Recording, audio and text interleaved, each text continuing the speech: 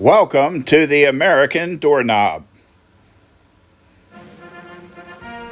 The doorknob is a very old invention and is installed on most doors.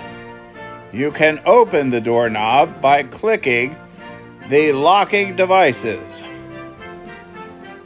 Then you can turn the doorknob to the counterclockwise position and open the door.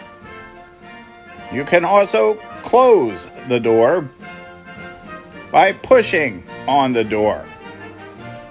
Once it's shut, you can close the door lock latches again by turning them in the opposite direction. Isn't that nice?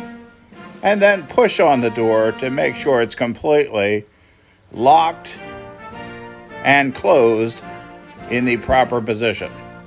This doorknob has no locks. Let's try to turn that.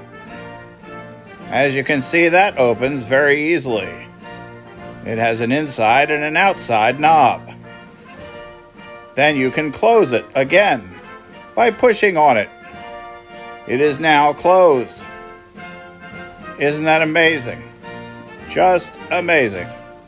That's the doorknob in America.